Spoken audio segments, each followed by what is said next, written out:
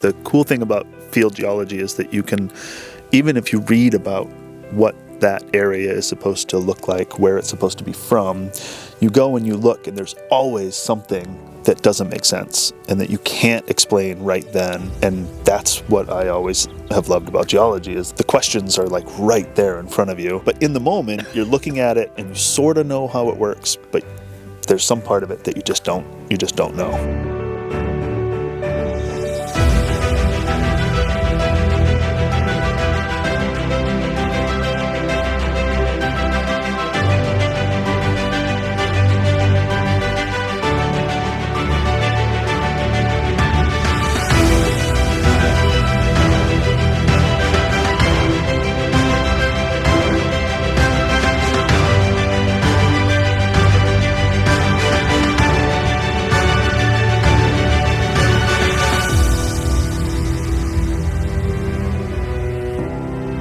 So I started at Wheaton in 2000, and I was actually the very first geologist that Wheaton ever hired.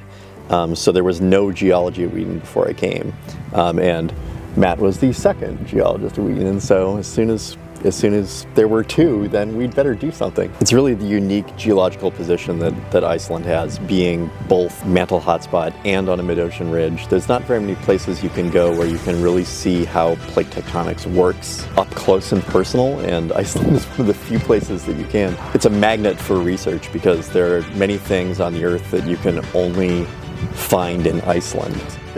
One of a few places, but it's certainly unique in its position where you can study volcanology and volcanic processes, and you can study glacial processes all within a country that you can drive around in 15 hours if you really want to.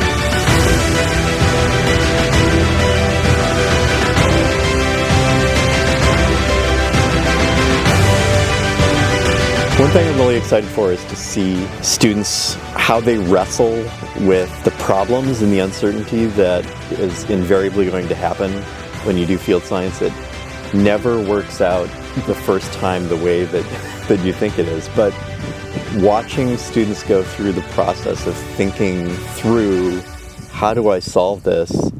And realizing that science isn't just following a recipe, right? It's following your curiosity, and that you can be creative in how you follow your curiosity. And when you're doing science in the field, you have to improvise. Wheaton students are pretty good, pretty flexible, and sort of up to the challenge. It's always a question when we talk to you guys before we leave, but we don't really know until we get here and start doing these things in person. And so I'm always happy to learn that everybody's up for the challenge.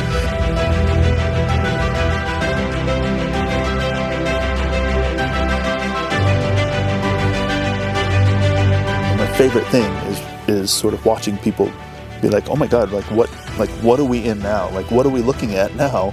It's totally different than what it was before. So I just like the students watching you guys react to the surroundings, because it's the same thing I'm doing. Like today we drove into Husavik, and I always forget that while this beautiful little port is down below, there's these huge mountains, snow-covered mountains that sit up above on the horizon, and I totally forget about it every single time I go in. I always have a difficult time picking my favorite anything. The day that we did the glacier hike, the entire time that I was up on the glacier, I could not wipe a gigantic grin off my face because I was so happy that we got up there, that we got onto this glacier that had this incredible ice fall on it.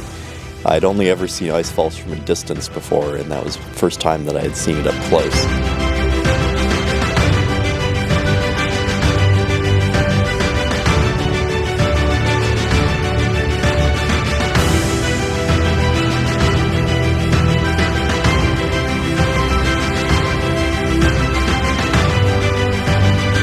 I mean, the glacier was my favorite because I hadn't been on that glacier before, but when we were on the Krafla flows yesterday, I had not walked up that particular lava flow before, and it turned out to be an excellent choice because that flow contained so many textbook examples of how a lava flow is supposed to work. I'm very proud of some of the students who hadn't hiked before or hadn't, really done any outdoor work before, and we did some very challenging things. on this trip, and people were just up for the challenge, and that was really satisfying to see.